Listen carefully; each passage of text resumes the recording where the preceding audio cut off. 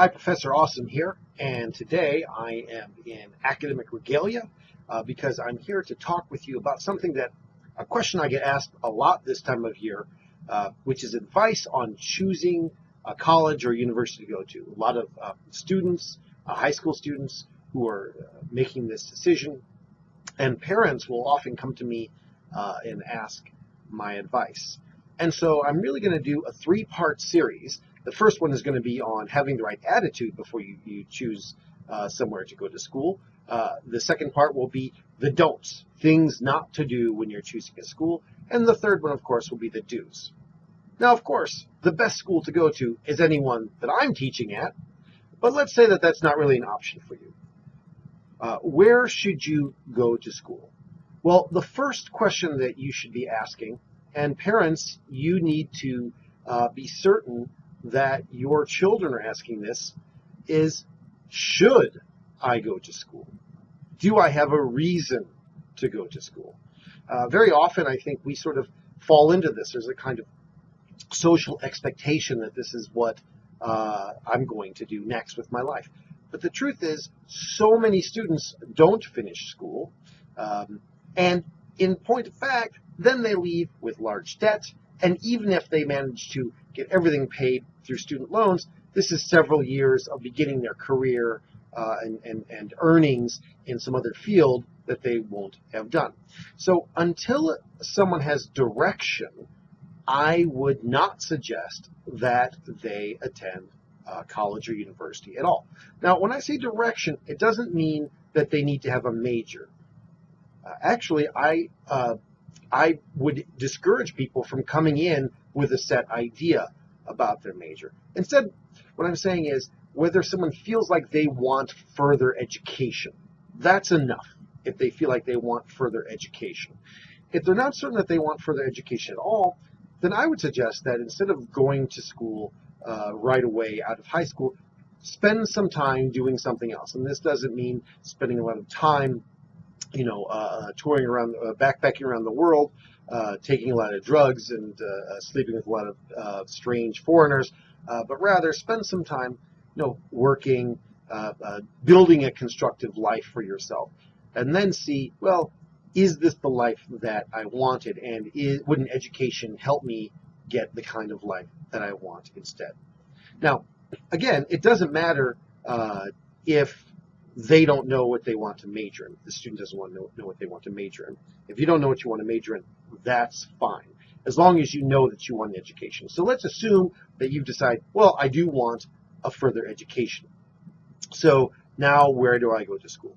Well, interestingly enough, a lot of research has shown that it doesn't matter where you go to school. What matters is the effort that you put into it. Again, let me repeat that. It doesn't matter where you go to school. Now, right now, you're thinking, well, hold on, but I've seen these articles that say, oh, someone who goes to this school will make this much more money than someone who goes to that school. But the truth is, as you'll notice, people who dropped out of those schools also make more money. People who are admitted to those schools and never attend will also be in the same boat, because this is essentially the schools that are the elite schools. They actually become elite by weeding out beforehand the people who they don't expect to be successful. They don't admit people who they don't think will be successful. Whereas your local community college is looking at you and saying, you have not necessarily shown that you're going to be successful. We're going to help you get there, on that path. So don't worry about the name brand of your college. Don't worry if it's not Ivy. Don't worry about it being the best college. U.S. News and World Report and these other magazines try to sell issues by ranking schools. Those rankings are not particularly useful. They really are not useful, because the truth is, universities, just like my own, they game the system all the time.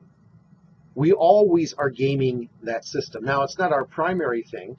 It's not like it is where we're dealing with other regulatory agencies, but rather we know it's part of the marketing game.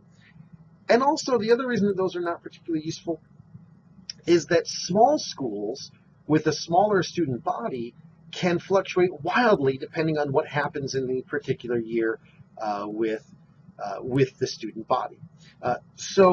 I wouldn't really put too much faith in those rankings. If the first thing you did was look at U.S. News and World Report's rankings or some other online ranking system, you can pretty much ignore that, because there really is not a place that is the best college. Instead, what you want to find is the best fit for you for the best price for you. And that sounds kind of obvious. You want the best fit for the best price for you. But really, when you think about the way that, if you get online and you see the way people talk about going to college, and you read these magazines, and just the way the guidance counselors and other people will talk to you, very often that concept gets lost. So when you're looking at this college, you're going to look for the place that's the best fit and the best price for you, and you're going to pursue your dreams there, something which you're actually going to pursue your dreams, not just going to grade 13, but rather to move on and do something with your life, and to turn yourself really into the kind of person that you want to be. It should be a transformative experience for you, and selecting a school is the first way you can do that. Now, in our next video, I'm going to talk about the don'ts, the things not to do, and then following that, the third video will be the do's, what to really do when you are choosing a college.